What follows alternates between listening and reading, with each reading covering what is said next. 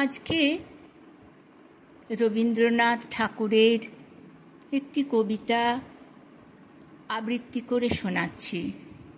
ভালো লাগলে সাবস্ক্রাইব করবেন, লাইক দেবেন ও শেয়ার করবেন।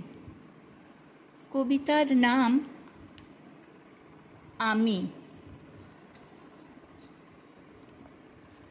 আমারই চেতনার রঙে পান্না হলো সবুজ, চুনে উঠল রাঙা হয়ে। আমি চোখ মেললুম আকাশে, জ্বলে উঠল আলো পূবে পশ্চিমে। গোলাপের দিকে চেয়ে বললুম, সুন্দর সুন্দর হলো সে। তুমি বলবে, এ যে তত্ত্ব কথা, এ কবির বাণী নয়। আমি বলবো, এ সত্য, তাই এ কাব্য। এ আমার অহংকার, অহংকার সমস্ত মানুষের হয়ে। মানুষের অহংকার পটে বিশ্বকর্মার বিশ্বশিল্প। তত্ত্বজ্ঞানী জপ করছেন নিঃশ্বাসে প্রশ্বাসে। না না না, না পান্না, না চুনি, না আলো, না গোলাপ, না আমি, না তুমি।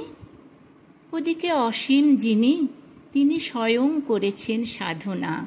মানুষের সীমানায় তাকেই বলে আমি। সেই আমির গহনে আলো আঁধারের ঘটল সঙ্গম। দেখা দিল রূপ, জেগে উঠল রস। না কখন ফুটে উঠে হলো হাঁ, মায়ার মন্ত্রে, রেখায় রঙে, সুখে দুঃখে। একে বলো না তত্ত্ব, আমার মন হয়েছে পুলকিত। বিশ্ব আমির রচনার আসরে হাতে নিয়ে তুলি, পাত্রে নিয়ে রং। পণ্ডিত বলছেন, বুড়ো চন্দ্রটা নিষ্ঠুর চতুর হাসি তার, মৃত্যুদূতের মতো গুঁড়ি মেরে আসছে সে পৃথিবীর পাঁজরের কাছে।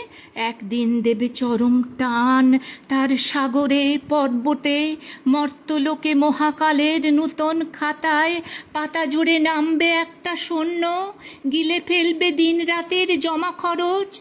মানুষের কীর্তি হারাবে অমরতার ভান, তার ইতিহাসে লেপে দেবে অনন্ত রাত্রির কালি। মানুষের যাবার দিনের চোখ বিশ্ব থেকে নিকিয়ে নেবে রং, মানুষের যাবার দিনের মন ছানিয়ে নেবে রস। শক্তির কম্পন চলবে আকাশে আকাশে, জ্বলবে না কোথাও আলো। বিনাহীন সভায় যন্ত্রীর আঙুল নাচবে, বাজবে না সুর। সেদিন কবিত্বহীন বিধাতা একা রবেন বসে নীলিমাহীন আকাশে, ব্যক্তিত্বহারা অস্তিত্বের গণিত তত্ত্ব নিয়ে।